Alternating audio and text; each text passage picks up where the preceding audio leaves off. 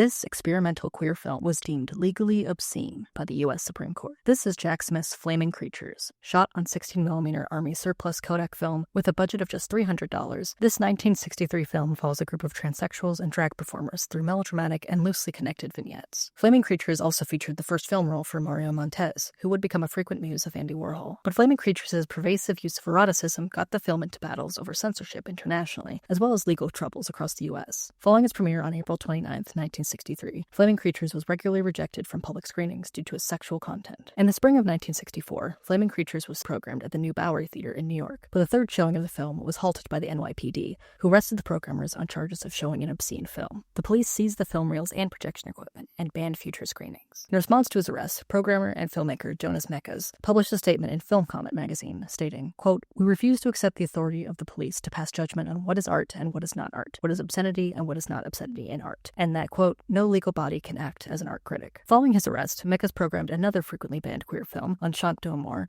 to raise money for the Legal Defense Fund. Flaming Creatures was banned in 22 U.S. states and 4 countries, and the changing dynamics in America during the sexual revolution and towards the end of the Hays Code gave way for Flaming Creatures to be noticed by Congress and the Supreme Court. The trial featured testimony from Shirley Clark, Susan Sontag, and Allen Ginsberg in favor of the film's artistic merits. The programmers were ultimately convicted and given suspended sentences. They unsuccessfully appealed the ruling in the state court, and the U.S. Supreme Court also dismissed an appeal. Smith would never complete another film after Flaming Creatures. Instead, he would edit films in front of an audience while they were being projected, as a form of performance art. After Smith's death in 1989, film critic J. Hoberman and performance artist Penny Arcade had a restoration of Flaming Creatures made so that its legacy could live on. It wasn't until 50 years after the obscenity ruling that the prosecutor apologized to Mekas. Quote, "Although my appreciation of free expression and aversion to censorship developed more fully as I matured, I should have sooner acted more courageously." To which Mekas responded, quote, "Your surprised, generous apology accepted. There should be more such examples."